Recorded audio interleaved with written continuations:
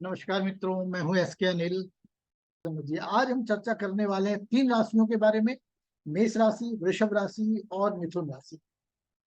देखिए, मेष राशि एक बहुत बड़ा आर्क है। 30 डिग्री जो है ना, वो मेष राशि के हिस्से में आता है। हर राशि में 30 डिग्री आती है। अब 1 डिग्री जो है ना, वो पृथ्वी को चलने के लिए 4 मिनट चाहिए होते हैं।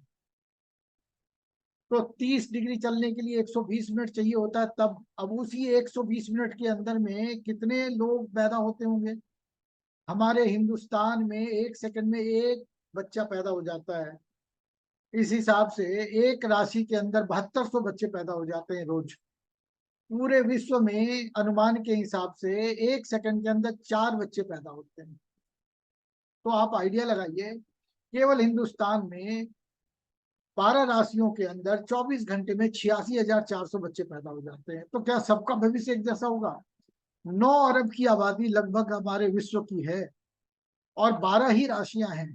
तो 9 अरब की आबादी को 12 राशियों में अगर हम विभाजित करें तो कितने लोग एक ही राशि के अंदर आएंगे? तो क्या शनि का गोचर या किसी भी ग्रह का गोचर वो सभी मेष राशि वाले जातक, वृषभ राशि वाले जातक के लिए एक जैसा फल करेंगे?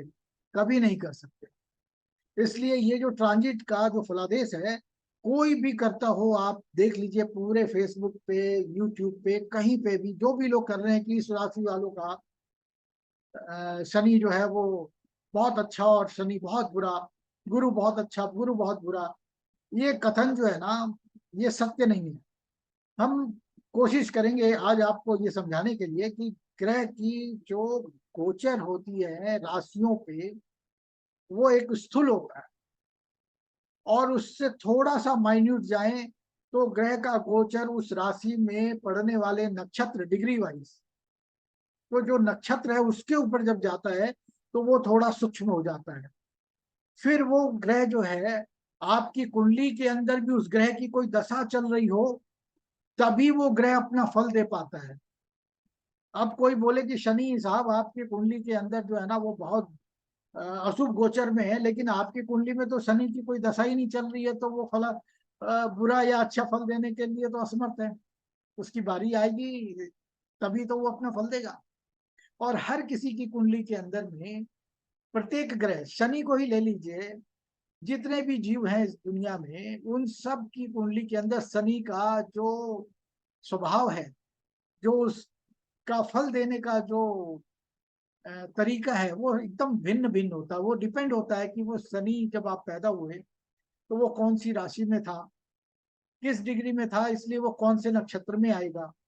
उस जब वो उस नक्षत्र में आया तो वो नवमांश कुंडली में अलग बनेगा, होरा में अलग बनेगा, देशकांड में अलग बनेगा, यहाँ तक कि D144 तक का अगर आप जायजा लीजिए, उन सब में अलग अलग होगा और सबका फल अलग रहेगा। इसलिए कोई एक फल तो हो नहीं सकता। तो मैं आज आपको बता दूंगा कि किस तरीके से आपको देखना चाहिए।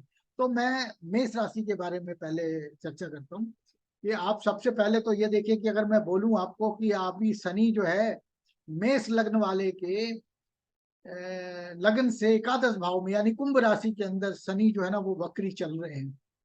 तो लगन से 11वां भाव जो है वो लाभ का भाव होता है, इसलिए शनि यहाँ पे बहुत अच्छे हैं। आपकी कुंडली में शनि फुलफिलमेंट ऑफ डिजायर और लाभ का फल देने वाले हैं। इससे पहले जो कुंभ राशि में थे 2.5 वर्ष, वो मेष लग्न वाले के 10वें भाव में थे, व्यापार और व्यवसाय के लिए बहुत अच्छे थे। लेकिन ऐसा नहीं है कि व्यापार और व्यवसाय के लिए बहुत ही अच्छा फल दिया होगा उन्होंने, बहुत लोगों को खराब भी दिया होगा। क्यों? वो अभी आपको बता देते। देखिए, आपका मेष लग्न है तो आज की तारीख में शनि एकादश भाव में आपके चल रहे हैं कुंभ राशि में।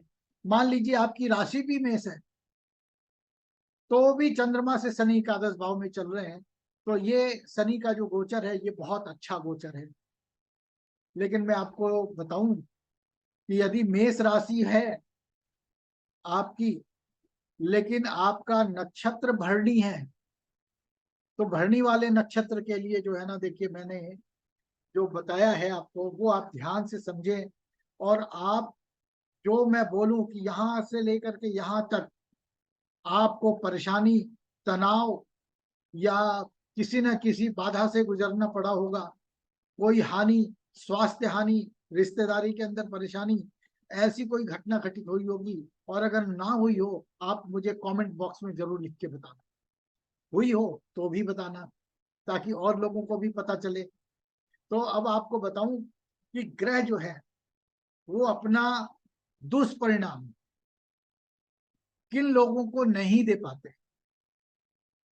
तो सबसे पहला नंबर ये आता है कि यदि व्यक्ति धर्मात्मा हो, आस्थावान हो, है ना, सच्चरित्रवान हो, और मन, क्रम, कर्म और वचन से वो शुद्ध हो, पाक हो, तो ऐसे में ग्रह उसका अनिष्ट नहीं करते।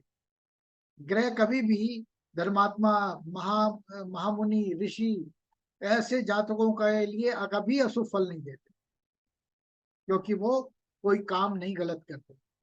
हाँ, उनके साथ अगर कुछ होता है तो वो उनके प्रारब्ध का, पूर्व कर्मों का फल हो सकता है। इसके बारे में भी जानेंगे, आगे चर्चा करूंगा किसी और एपिसोड के अंदर में। फिलहाल विषय बहुत लंबा हो जाएगा। तो यहाँ पे मैंने ये बात बताई कि जो लोग सत्कर्म करते हैं उनको ग्रह जो है वो पीड़ित नहीं करते, क्योंकि उनके कर्म अच्छे होते हैं। अगर वो पीड़ित हो रहे हैं तो कोई पास्ट कर्मास है ना। दूसरा जो है कि अगर आपकी कुंडली के अंदर में चाहे आपने कुछ भी किया हो, अच्छा और बुरा जो भी, ग्रह अपना फल तब तक नहीं दे पाएंगे जब तक आपकी कुंडली में उस ग्रह की दशा नहीं चल रही हो। और अगर चल भी रही है ग्रह की दशा, लेकिन उस ग्रह का गोचर ऐसी राशि और नक्षत्र पे है जो आपकी कुंडली में शुभ फल देने वाला है, तो ऐसे में ग्रह अशुभ होगा तो भी वो जब तक उस राशि और नक्षत्र पे चलेगा, आपको अशुभ फल नहीं मिल सकता। इसी प्रकार से उल्टा देख लीजिए, कितना भी ग्रह आपका अच्छा हो, लेकिन वो किसी ऐसी राशि पे चल रहा है आपकी कुंडली में जो कि बुरा है, अशुभ फल देने वाला है, तो ऐसे में ग्रह आपको शुभ फल नहीं दे पाएंगे। ये ट्रांजिट का रूल है। आगे आते हैं, मैं आपको बता रहा हूँ कि कौन सी राशि और कौन से नक्षत्र के जातकों के लिए जो है ना वो फल कैसा रहेगा, और ये ड्यूरेशन भी बताऊंगा मैं आपको। ऐसा नहीं बोलूंगा कि शनि मेष राशि में चल रहे हैं तो ये 2.5 साल तक ऐसा फल रहेगा, ऐसा होता नहीं है। तो सबसे पहले आपको नोट करना है कि आपकी कुंडली के अंदर में शनि ग्रह की कोई दशा चल रही है कि नहीं चल रही है। महादशा चलेगी तो 19 वर्ष की होगी, और ऐसे में शनि की दशा जब तक रहेगी तब तक ये जो गोचर का फल है वो आपको जरूर मिलेगा। भुक्ति तक भी रहेगा, क्योंकि भुक्ति 2.5 पौने 3 साल तक रहती है। अंतरा तक भी मिलेगा, 7-8 महीने तक रहेगा। सूक्ष्म और प्राणा कुछ दिनों के लिए आते हैं, इसलिए उसी शॉर्ट पीरियड में वो घटना घटित हो सकती है। बाकी शनि की दशा नहीं रहेगी तो कोई घटना घटित नहीं होगी। तो सबसे पहले मैं लेके चलता हूँ कि बात करते हैं, अगर आपका जो जन्म है वो कृतिका नक्षत्र में हुआ है, तो कृतिका नक्षत्र कहाँ पड़ता है? मेष राशि का 26 डिग्री और 40 मिनट से लेकर के वृषभ राशि के 10 डिग्री तक जो है ना कृतिका नक्षत्र रहता है। तो यदि आप मेष राशि और कृतिका नक्षत्र के जातक हैं, यानी आपका चंद्रमा मेष राशि में है और वो 26 डिग्री 40 मिनट के बाद बैठा हुआ है, तो आप कृतिका नक्षत्र के जातक हुए। तो इस बार जो मेष राशि के जातक हैं वो देखिए बड़े लंबे समय से अपनी परेशानी जो है ना वो झेलते हुए आ रहे हैं। कब से आ रहे हैं? 18 फरवरी 2022 से शनि जो है वो अपना लत्ता लगा रहा है। लत्ता का शाब्दिक अर्थ होता है किक मारना, बड़ा ही अशुभ फल होता है। और यदि आपकी कुंडली के अंदर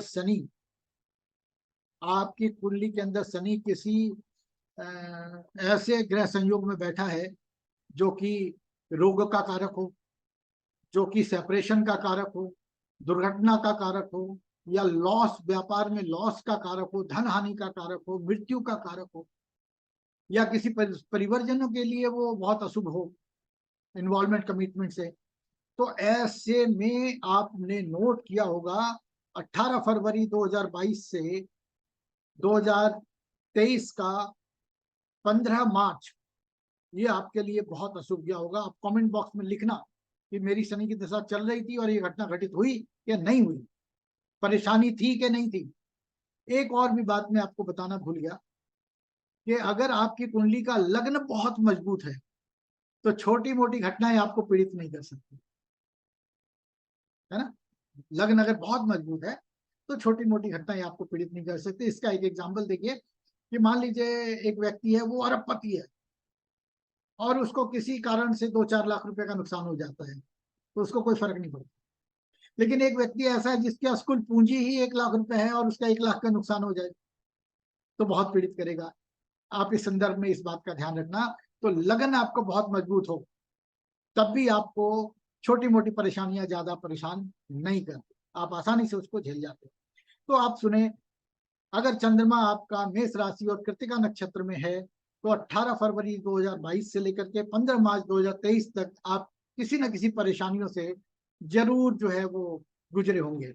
इसके बाद दोबारा शनि जो है वो वक्री होकर के वापस मार्गी जो है वो आ रहे हैं 15 अक्टूबर 2023 में। 15 अक्टूबर से 23 नवंबर के बीच जो लोग कृतिका नक्षत्र के जातक हैं उनके लिए ये जो ट्रांजिट होगा ये भी अच्छा नहीं होगा। तो क्या करें इसमें? अब आप शनिदेव की पूजा अर्चना करो, वो अच्छी बात है, लेकिन ये जो ट्रांजिट है इससे परेशानी रुकने वाली नहीं है। कभी आप बोलो मंत्र का जाप कर लेते हैं तो रुक जाएगा, नहीं रुकेगा, है ना। आपको क्या करना है, आप समझो बात को जो मैं कहना चाह रहा हूं। तो आपको क्या करना है, ऐसा कोई काम ना शुरू करें उस दौरान, कोई इवेंट ऐसा ना करें या कोई रिस्क ना लें, कोई निवेश ना करें, किसी से झगड़ा या वाद विवाद में ना पड़े, अपनी चीजों को संजो के रखें, अपना सारा काम टाइम पे खत्म करें। ये व्यवहारिक चीजें अगर आप कर लेते हो, किसी के साथ कोई राग द्वेष व्यवहार लड़ाई झगड़ा या कुछ इस प्रकार की चीजें अगर नहीं करते तो ये शनि का जो ट्रांजिट है वो बड़े आराम से निकल जाएगा। जरूरी नहीं है कि जो भी युद्ध आपकी तरफ आ रहा है वो आपने लड़ना ही है। कई बारी जब अनायास कभी लड़ाई जैसी कोई बात हो तो आप हाथ जोड़ के भी निकल सकते हो, उससे भी लड़ाई रुक जाती। तो आप मेष राशि वाले कृतिका नक्षत्र वाले जातक जो है 15 अक्टूबर से 23 नवंबर के बीच में सावधानी रखें तो आपके लिए बहुत अच्छा रहेगा। अब दोबारा आते हैं थोड़ा सा आगे को, तो उसमें लेते हैं हम लोग रोहिणी नक्षत्र। तो ये रोहिणी नक्षत्र कहाँ पड़ता है? वृषभ राशि में। तो वृषभ राशि का अगर आपका लग्न वृषभ राशि का है तो आपका जो शनि है वो गोचर कर रहे हैं आपके दसम भाव में। वृषभ लग्न है तो शनि दसम भाव में कुंभ राशि के अंदर गोचर कर रहे हैं। वो व्यापार का है, मान और सम्मान का है। शनि वहां स्वराशि होते हैं। तो आप देखोगे बहुत सारे लोग यहाँ पे तरक्की कर रहे हैं, उनका कैरियर अच्छा हो रहा है, मान सम्मान में वृद्धि हो रही है, धन लाभ हो रहा है। ये एक स्थूल गोचर फल है जो कि बहुत अच्छा है, सभी के लिए अच्छा है। लेकिन आप वृषभ राशि लगन जातक है लगन के, और आपका चंद्रमा भी वृषभ में बैठा हुआ है। लेकिन इस वक्त जो आपका चंद्रमा का जो नक्षत्र है, अगर वो नक्षत्र कृत्तिका है तो जो मैंने अभी आपको बताया फरवरी 22 से लेकर मार्च 23 और फिर 15 अक्टूबर से 23 नवंबर 2023 ये अशुभ जाएगा। और अगर आपका रोहिणी में जन्म हुआ है, ऐसे जातकों को भी सावधान रहने की आवश्यकता है। क्यों सावधान रहने की आवश्यकता है? कि शनि जो है वो अपने मेलिफिक स्टार में यानी कि अपने लत्ता वाले नक्षत्र में वक्री गोचर करते हुए 15 मार्च को आए थे 2023 में और 15 अक्टूबर को निकलेंगे। तो जो जो जातक मेष राशि और रोहिणी नक्षत्र के हैं वो आप देखो कि आपने भी 15 मार्च से लेके आने वाले 15 अक्टूबर तक कोई ना कोई परेशानी, तनाव, कलह कलेश जरूर फेस किया होगा। और यदि शनि की कोई दशा चल नहीं रही है तो आपको घबराने की जरूरत बिल्कुल भी नहीं है। क्यों? क्योंकि ऐसे में फल मिलेंगे ही नहीं, कोई अशुभ फल नहीं रहेगा। आगे आते हैं, शनि दोबारा से जब वक्री हो जाएंगे तो 23 नवंबर 2023 से 23 नवंबर 2023 से मार्गी हो जाएंगे, क्षमा करें, मार्गी होकर के 23 नवंबर 2023 से 6 अप्रैल 2024 तक फिर वापस जो है वो अपने लत्ता नक्षत्र में रहेंगे। तो ऐसे में जो रोहिणी नक्षत्र वाले हैं उनको बड़ा संयम से काम लेना है, कोई भी रिस्क ना लें, किसी के साथ कोई राग द्वेष तनाव या वाद विवाद में पड़ने की आवश्यकता नहीं है। कहीं पे कोई निवेश या लोन लेना हो, या कोई लिटिगेशन जैसी चीजें हो, या कोई आपका कोई इवेंट हो, मेजर इवेंट हो, सेंसिटिव कोई मुद्दा हो, उनसे वो बाहर रहें। और अगर वो शांति से इसको निकालते हैं तो कोई अशुभ परिणाम प्राप्त नहीं होंगे। हाँ, परेशानियां जरूर रहेंगी, इसमें कोई दो राय नहीं, लेकिन परेशानियां बहुत ज्यादा बढ़ेंगी नहीं। और अगर शनि की कोई दशा चल नहीं रही है तो आपको परेशान होने की कोई जरूरत नहीं है।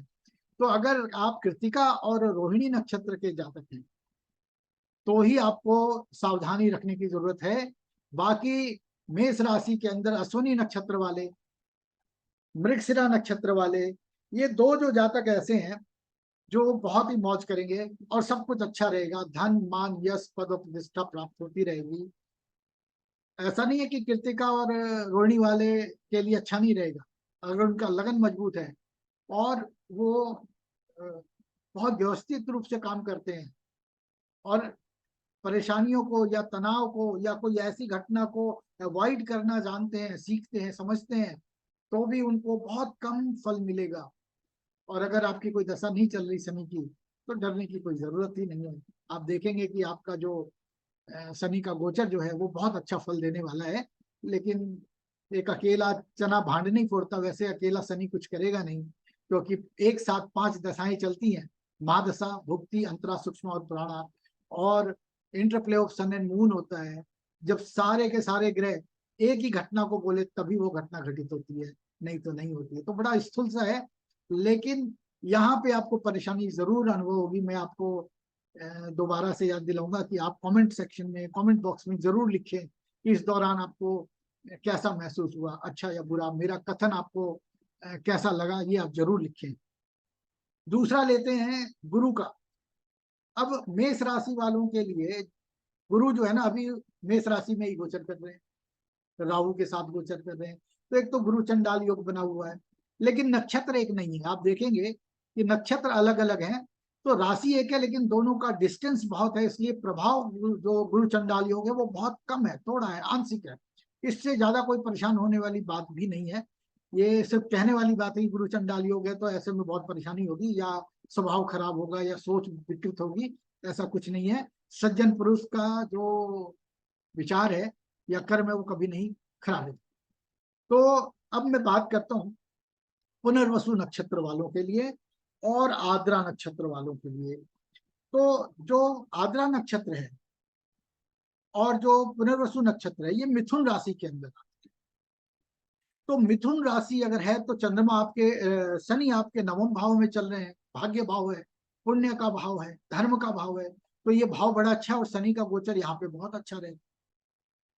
चंद्रमा से तीसरे, छठे, 10वें और 11वें भाव के अंदर शनि का गोचर बहुत उत्तम मानते हैं। तो मेष राशि और वृषभ राशि इसके लिए भी गोचर शनि का बहुत उत्तम है। सिर्फ एक नक्षत्र की वजह से जो शनि का गोचर है वो थोड़ा सा अशुभ हो जाता है। इसमें मैं दो तीन चीजें और ऐड कर सकता हूँ, लेकिन बहुत विषय लंबा हो जाएगा। देखिए, अगर आपका जो ये कृतिका या रोहिणी या आद्रा या पुष्य ये नक्षत्र, यानी कि जो मिथुन राशि और आपका जो वृषभ राशि है, वो आपकी कुंडली में यदि अष्टम, षष्ठम और द्वादश पढ़ते हो तो ये और भी स्थिति भयावह होती है। तो मैं अभी उसमें नहीं जाना चाहूंगा, आपको मैं सीधे बता रहा हूँ कि हम सबसे पहले बात करते हैं आद्रा नक्षत्र की। आद्रा नक्षत्र मिथुन राशि के अंदर आता है। तो आद्रा नक्षत्र वालों के लिए मैं बोलूं कि जो गुरु है, ये उनका जो ट्रांजिट है वो 27 नवंबर 2023 से लेकर के 2 फरवरी 2024 तक ये अपने अशुभ नक्षत्र पे गोचर करने से बड़ा ही प्रतिकूल फलों को देने वाला होगा। लेकिन फिर बोलूंगा, अगर गुरु की कोई दशा नहीं चल रही तो आपको घबराने की, सोचने की, चिंता करने की कोई जरूरत नहीं। अगर गुरु की कोई दशा चल रही है तो आप हर काम सोच समझ के करें, अपना काम समय पे जो है ना वो पूरा करें, किसी के साथ कोई राग द्वेष नहीं करें। यही, इसी को रेमेडी बोलते हैं। बोलते हैं ना, prevention is the better than cure. तो यदि आप कोई काम करोगे ही नहीं तो उसका फल आएगा नहीं, क्योंकि ये जीवन ही कर्म प्रधान है, जो करते हैं उसी का फल आता है। और बिना कर्म के कोई दुष्फल आ जाए तो ये आपके प्रारब्ध में किए गए कर्मों का फल, हम ऐसा मानते हैं। तो दोनों ही हालतों में, दोनों ही सूरतों में आपने ऊपर वाले का धन्यवाद अदा करना है कि भाई मेरा जो ये कर्म था उसका फल मिल गया, अब मैं इस दोष से मुक्त हूँ। तो एक जगह से तो फारिग हुए। ठीक है। तो आपका जो आद्रा नक्षत्र वाले जातक जो हैं, ठीक है ना, तो आद्रा नक्षत्र वाले जो जातक हैं वो उनको 27 नवंबर 2023 से 2 फरवरी 2024 तक थोड़ी सी सावधानी रखनी है, क्योंकि ये उनके लिए अच्छा समय नहीं रहेगा। और जो दूसरा है वो है आद्रा नक्षत्र वालों के लिए, ये अगस्त जो अभी शुरू हुआ है ना, यहाँ से जो राहु है आपका, वो आपके हाईली मेलिफिक एक पॉइंट है जिसको हम 88वां पद बोलते हैं, वहां से वो ट्रांजिट कर रहा है। तो जब वो वहां से निकल के जा रहा है, तो अगस्त 2023 से 29 नवंबर 2023 तक ये जो रिजल्ट आपको मिल रहे हैं अभी, आप अनुभव कर रहे हैं इसको, आद्रा नक्षत्र वाले, ये आपके साथ कुछ अच्छा नहीं हो रहा। तो ऊपर वाले की कृपा रही तो गुरु और राहु की कोई दशा नहीं चल रही है, तो आपके लिए बहुत अच्छा है। और अगर चल रही है तो बड़ी सावधानी से आप इस समय को निकालें। आप देखें इसको कि ये जो समय है ये बहुत कठिन समय चल रहा है आपका, हर मामले में।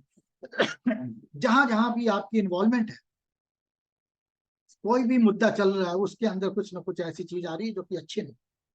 उसके बाद आते हैं बारी आती है आद्रा नक्षत्र में भी, पर्टिकुलरली मैं बोलूं कि जिनका जन्म प्रथम चरण में हुआ है।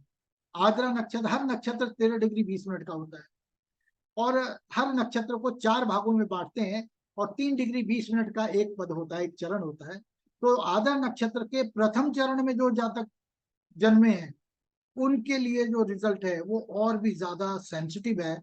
वो कैसे है सेंसिटिव? 29 नवंबर 2023 से लेकर के 31 दिसंबर 2023, हालांकि ये फरवरी तक भी जाता है, ये और भी ज्यादा संवेदनशील है।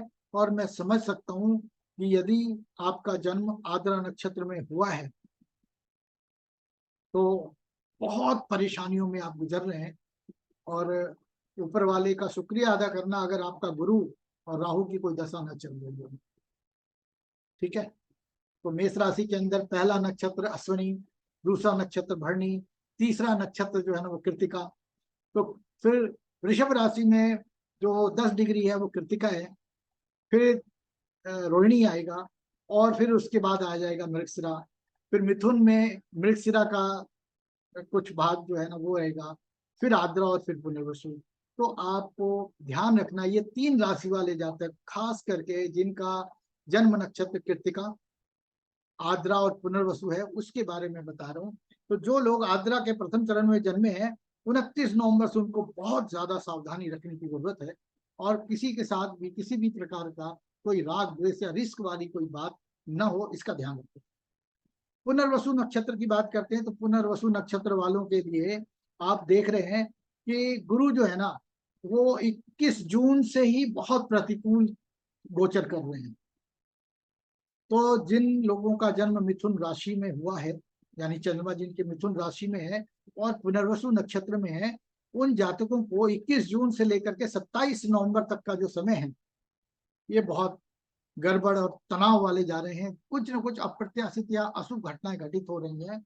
और इसके साथ में 27 नवंबर से लेकर 2 फरवरी तक भी गुरु जो है वो बहुत ही अशुभ फल देने वाले होंगे उन लोगों के लिए जो पुनर्वसु नक्षत्र के प्रथम चरण में जन्मे हैं। ऐसे जातकों के लिए आप ध्यान दें, ये जो मैंने बताए। अब आप बोलोगे कि आप तो बुरा ही बुरा बोलते जा रहे हो, अच्छा तो बोल ही नहीं रहे किसी के लिए। देखिए क्या है, अगर आपके कुंडली के अंदर कोई गोचर या कोई दशा ऐसी चल रही है जो अशुभ है, और आपको पहले ही इस बात से आगाह करा दिया जाए, तो आप सावधानी रखेंगे और उस चीज से बच जाएंगे। तो ये आपके लिए एक पॉजिटिव बात है कि आपको आने वाले दिनों के अंदर जो अशुभ गोचर हैं, जो अशुभ परिणाम प्राप्त होने वाले हैं, अगर ये आप पहले से समझ रहे हैं तो आप ध्यान से चलाएंगे गाड़ी अपनी। अगर कोई बोले भाई यहाँ से ट्रैफिक बहुत है, इधर से जाइए, तो आप उस ट्रैफिक में फंसने से बचेंगे। तो ये आपके लिए पॉजिटिव बात है। लेकिन मेष राशि वालों का शनि मेष राशि वालों का गुरु, मेष राशि वालों का राहु, ये सब अपने चंद्र राशि से और मेष लग्न से, ये सब के सब जो है ना वो अनुकूल भावों में बैठे हुए हैं।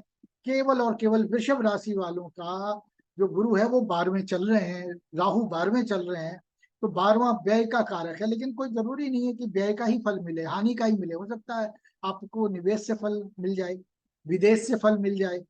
तो हर जगह पे सोच अच्छी रखनी चाहिए। तो आप ध्यान रखें, आपका जो गोचर है पर्टिकुलर नक्षत्र वालों के लिए थोड़ा सा तनाव भरा जरूर रहेगा, लेकिन अगर इनकी कोई दशा नहीं चल रही ग्रहों की, आपको कोई परेशान होने की जरूरत नहीं है।